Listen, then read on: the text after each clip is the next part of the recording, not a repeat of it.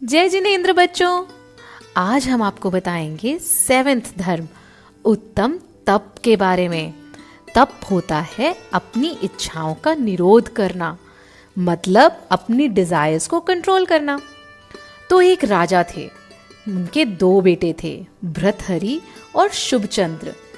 They both used to live in a very beautiful and rich palace.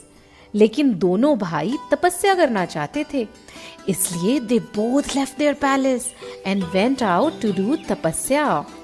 Bhartrihari एक मंत्र तंत्र वाले एस्थेटिक तपस्वी के पास गए और उनके स्टूडेंट बन गए। उस तपस्वी ने उनको कुछ एशेस दी अपनी बॉडी पे रब करने के लिए, फिर कुछ वियर्ड से मैजिक मंत्र सिखाए। He taught him वुडू magic. और उन्हीं के भाई शुभचंद्र ने एक परम पूज्य दिगंबर मुनिराज की शरण ली। वो नग्न दिगंबर मुनिराज ज्ञान, ध्यान और तप में लीन रहते थे। मुनि महाराज ने शुभचंद्र प्रिंस को बहुत अच्छी गाइडेंस दी और कहा, राजकुमार, आप अपनी आत्मा को प्योर करने के लिए तपस्या करो और अपने सब कर्मों को खत्म करो, आपका कल्याण होगा।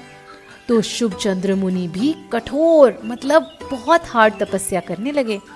भृतहरि तो तापसी की गाइडेंस से तपस्या करते रहे और शुभचंद्र दिगंबर मुनिराज की गाइडेंस से तपस्या करते रहे। उन दोनों को तपस्या करते करते पता है कितने इयर्स हो गए थे? 12 इयर्स। 12 इयर्स के बाद भृतहरि ने अपने तपस्वी गुरु से पूछा कि मुझे इन तपस्या का फल क्या मिलेगा। तो उसके गुरु बोले, भृतहरि, अब तुम सब मंत्र तंत्र में परफेक्ट हो गए हो।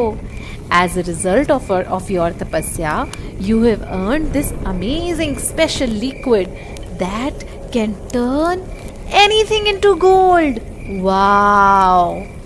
Bhartrhari was so happy and he wanted to share that special liquid with his brother Shubchandra. तो उन्होंने क्या किया मालूम है? भृतहरि ने अपने किसी फॉलोअर को शुभचंद्र महाराज के पास भेज दिया वो लिक्विड देकर।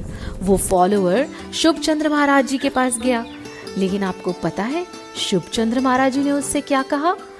उन्होंने कहा, आई do not really need this. तुम चाहो तो इस लिक्विड को इन रॉक्स पर यहीं फेंक कर चले जाओ, कहाँ इतनी दूर लेकर जाओगे? That follower was shocked. How could somebody deny such a precious thing, right? तो वो फॉलोअर वापस भृतहरि के पास गया और उनसे बोला, गुरुदेव, आपके भाई तो बहुत गरीब हैं, उनके पास तो पहनने के लिए कपड़े तक नहीं है और शायद उनका दिमाग भी खराब हो गया है। उन्होंने वो गोल्ड वाला प्रेशियस लिक्विड ऐसे ही पत्थरों पर फेंक दिया। What? भृतहरि ने सोचा, मैं खुद अपने भाई के पास जाऊंगा और उन्हें समझाऊंगा। तो वो शुभचंद्र महाराज के पास गए और उनके पास जाकर बोले, हे भैया, आपको क्या हो गया है जो आपने ये लिक्विड ऐसे ही फेंक दिया था? आपको नहीं पता ये कोई ऐसे वैसे लिक्विड नहीं है, ये कोई नॉर्मल चीज नहीं है, ये 12 साल की कठिन तपस्या के बाद मुझे मिला है। ये स्पेशल रस है जिससे कुछ भी सोने में बदल सकते हो। तो भैया, मैं बाकी बचा हुआ लिक्विड आपके लिए लेकर आया हूँ। इससे सोना बनाकर आप अपनी सारी पॉवर्टी दूर कर सकते हो, अपनी सारी प्रॉब्लम सॉल्व कर सकते हो। And you know what? मुनि शुभचंद्र ने उस रस को फिर से पत्थरों पर फेंक दिया और बोले, तुम कहते हो इससे सोना बनता है?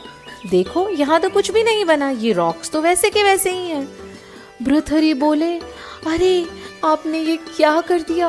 मेरी 12 साल की पूरी मेहनत, सारे हार्डवर्क को पत्थरों पर फेंक कर वेस्ट कर दिया। आप बताइए, आपने क्या अर्न किया इन 12 इयर्स की तपस्या करके? मैंने तो ये लिक्विड रस अर्न किया है जो किसी भी चीज को सोने में बदल सकता है।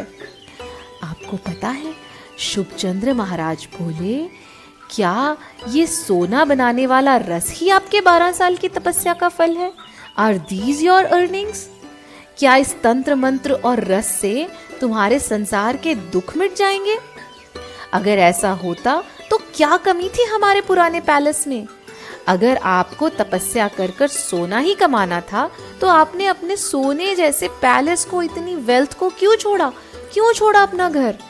शुभचंद्र महाराज बोले, I do not have any magic और skill to prove the outcome of my tapasya, but it is just the power of pure tap that even dirt, धूल भी चीजों को बदल सकती है सोने में। और ये कहते ही पता है शुभचंद्र महाराज ने क्या किया? शुभचंद्र महाराज ने अपने पैर के पास से थोड़ी सी मिट्टी, थोड़ी सी धूल उठाई और पास में रखी एक शिला पर, एक बड़े से रॉक के ऊपर ऐसे ही फेंक दी।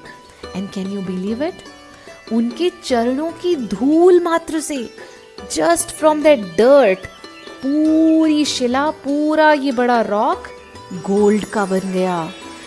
ये देखकर भृतहरि वाज शॉक्ड। वो शुभचंद्र महाराज के चरणों में गिर गए और क्षमा मांगने लगे। और उन्होंने बोला, हे शुभचंद्र महाराज, मैंने अपनी मूर्खता के कारण, अपने इग्नोरेंस के कारण आपके तपस्या की इम्पोर्टेंस को ही नहीं समझा। महान है आपका तप जो कि आत्मकल्याण के लिए है। भृतहरि ने कहा, महाराज, मैंने तो झूठी तपस्या में पड़कर बहुत पाप कमाए हैं।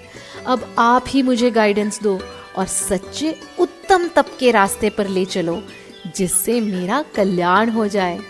और भृतहरि ने भी अपने भाई शुभचंद्र महाराज के जैसे दिगंबरी दीक्षा ले ली। देखा बच्चों, उत्तम तप वो नहीं होता जिससे हमें वर्ल्डली प्लेजर्स मिलते हैं, जो कि वर्ल्डली प्लेजर्स, कंफर्ट्स के लिए किया जाए। उत्तम तप तो संसार के दुखों से छूटने के लिए होता है, आत्मा के कल्याण के लिए किया जाता है। तो चलो बोलो, उत्तम तप धर्म की जय हो। जय जिनेंद्र।